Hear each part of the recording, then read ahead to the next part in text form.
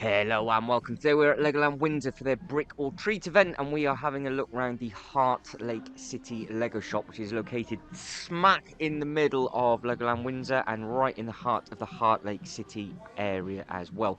Now, we have been here twice before, so this will be visit number 3, so it is very much a case of spot the difference, but we are in the month of October now, and I think there has been some new releases for the Lego City and the Lego Friends sets that are in this store, so if you do spot them, let me know in the comments below. Also, have you been in and around for the Brick and Treat event for the Heartlake City and anywhere else in the park? If so, what do you think of the theming and everything else like that this year? Also, are you a Friends collector? You can see now in front of us we've got a lot of 4+ sets, and you've got some of the sets that are built underneath, which I say this in every single store video. I do quite like to see some of the sets built, especially some of the bigger ones where you're never really going to be able to afford them, but it's always nice to see how big they are and what it is you're actually paying for. They're still really pushing the Mythica, but now it's only limited to 2 per customer, so I did not spot that last time I came into the store. Reasons why, I guess it just must be because they've got limited amount of stock, or everybody realizes now that they can actually make a profit on eBay because you can only physically get them from a Legoland store, or you can get them from the Lego hotels, so it's much easier to get them from Billund, but they don't have anything relating to the Mythica section over in Billund just yet. But if you haven't picked up any of those sets, but you are an exclusive Lego collector and you like to keep things in the box, that would be a set worth picking up, because the Mythica area for Legoland Windsor is absolutely massive. I think they're really going to be pushing that in all the parks over the next couple of years, I would imagine.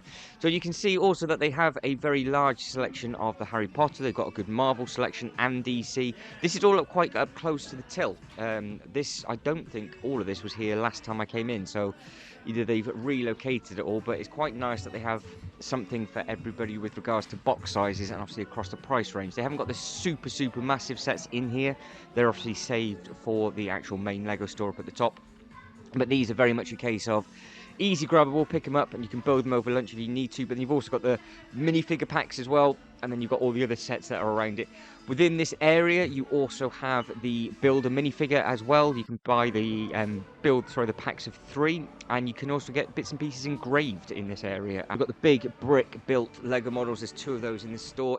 There's a lot of everything and something for everybody in this Lego store, to be honest. It's not the biggest, but they have everything that you would need. So you've got all the bits and pieces that you need, because obviously from a theme park aspect, so you've got your bags, your ponchos, you've got all the different bits and pieces that you can see on the racking down here. So you've got your sunglasses, backpacks and different bits and pieces, so they can obviously rotate that stuff around. You've got the magnets with the hotel. I wonder how different the hotel is now going to look after the fire. That was quite a big fire by the looks of it, and they were in the process, I think, of putting extra scaffolding up when I drove past on the way up in the morning of me doing all the filming for this day. So obviously this was filmed in October, so they're still in the process of doing bits and pieces, and how they've done the entrance in has all changed. So if you are staying at the hotel since the fire, or especially over the Brick or Treat event and the Christmas event as well, has it changed on the inside? Have they had to take some of the models out because they were smoke damaged, or were they lucky enough to get away with everything?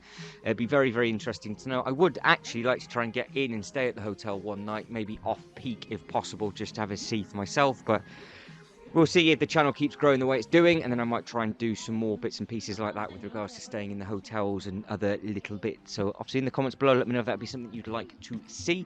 And then moving on with regards to what else they have in the shop, so you can see that they've got all the different size sets, is what we were saying before, and it's just how they've used the space. And then directly behind me will be where you've got all your sweets and snacks, but then behind that is where you can then build your 3 packs of your minifigures. So they've put a lot in the store.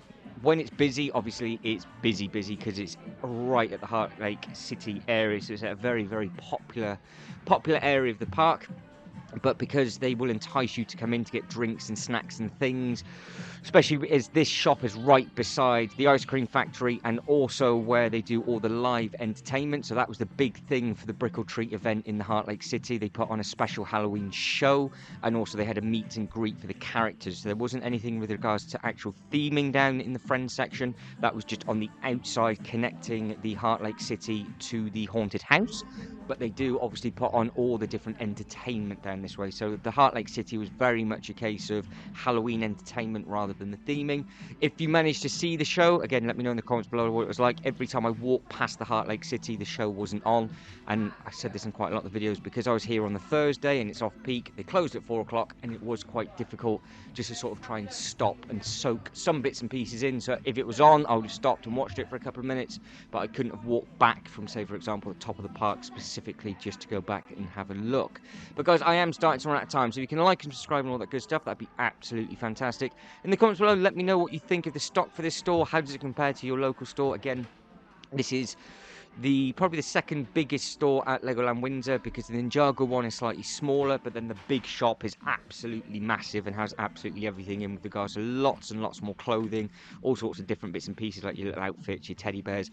This store obviously does have all the Legoland exclusive sets as well, not just the Mythica stuff, so you can get all the bits and pieces you want from here, and more importantly, you can get some ice cream and some cold drinks and plenty of chocolate if you need to. And then the last thing, quick look at the queue line. They have a full selection of brickheads available. They've got a very good selection, actually, all the way around. Then it comes into the ponchos. You've got some colouring books. This is where you can get all your snacks and everything like that from. So I think this shop really does have something for everybody in here. So it's worth popping into, unless you don't want to spend any money, then obviously avoid it badly. But guys, that's it. Completely run out of time. But as always, thank you very much for watching. You guys take care, and I'll catch you in the next one. Ta-da.